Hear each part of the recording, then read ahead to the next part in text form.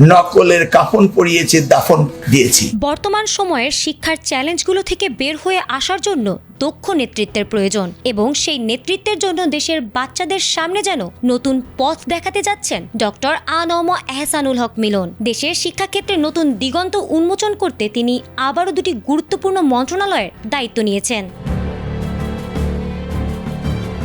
বর্তমানে বাংলাদেশের শিক্ষা ব্যবস্থায় এবং দেশের শিশুদের ভবিষ্যৎ গঠনে গুরুত্বপূর্ণ ভূমিকা পালন করতে যাচ্ছেন এহসানুল হক মিলন। ২৬ মার্চ ১৯৫৭ সালে জন্মগ্রহণ করা এই রাজনীতিবিদ দীর্ঘদিন ধরে বিএনপির সঙ্গে যুক্ত। তিনি আবারও দুইটি গুরুত্বপূর্ণ মন্ত্রণালয়ের দায়িত্ব নিয়েছেন। এবার তিনি শিক্ষা মন্ত্রণালয় এবং প্রাথমিক ও গণশিক্ষা মন্ত্রণালয়ের দায়িত্ব গ্রহণ করেছেন। এর মাধ্যমে একদিকে যেমন তিনি দেশের শিক্ষা খাতে দীর্ঘদিনের অভিজ্ঞতা কাজে লাগাবেন, তেমনি তার আগের সাফল্যকেও নতুনভাবে পুনঃপ্রতিষ্ঠিত করার সুযোগ পেতে চলেছেন। ২০০১ থেকে ২০০৬ পর্যন্ত তিনি শিক্ষা প্রতিমন্ত্রীর দায়িত্ব পালন করেছেন এবং তার সময়কালে পরীক্ষার হলে নকল প্রতিরোধের জন্য কঠোর পদক্ষেপ নিয়েছিলেন। বিশেষ করে দেশের প্রত্যন্ত অঞ্চলের পরীক্ষা কেন্দ্রগুলোতে অপ্রত্যাশিত পরিদর্শনের জন্য তিনি ব্যক্তিগত খরচে হেলিকপ্টার ভাড়া করতেন এবং এটি তাকে হেলিকপ্টার মিলন বা হেলিকপ্টার ম্যান নামে পরিচিতি এনে দেয়। তার এই পদক্ষেপগুলো ছাত্র শিক্ষক সমাজে প্রশংসিত হয়েছিল এবং নকলবাজদের বিরুদ্ধে একটি শক্ত অবস্থান তৈরি হয়েছিল।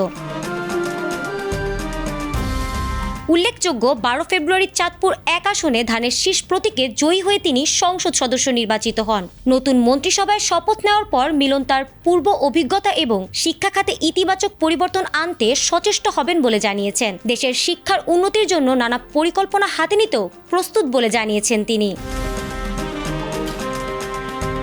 এদিকে শিক্ষামন্ত্রীর দায়িত্ব পেয়ে তিনি গণমাধ্যমকে দিয়েছেন এক বিশেষ বার্তা। তিনি বলেছেন, একটু অপেক্ষা করুন, দায়িত্ব যেহেতু পেয়েছি ইনশাআল্লাহ অনেক চমক রয়েছে, শুরু হবে কয়েকদিনের মধ্যেই। তিনি আরো বলেছেন, এক শব্দে বলতে গেলে ইন্টারন্যাশনাল স্ট্যান্ডার্ড শিক্ষা ব্যবস্থা প্রবর্তন করা হবে। সর্বোপরি শিক্ষা ব্যবস্থার ব্যাপক পরিবর্তন আনা হবে বলেও জানিয়েছেন তিনি। এহসানুল হক মিলনের নেতৃত্বে বাংলাদেশের শিক্ষা ব্যবস্থা আরো আধুনিক এবং দক্ষ হয়ে উঠবে, যা আগামী প্রজন্মের জন্য এক নতুন দিগন্ত উন্মোচন করবে বলে মনে করছেন বিশ্লেষকরা।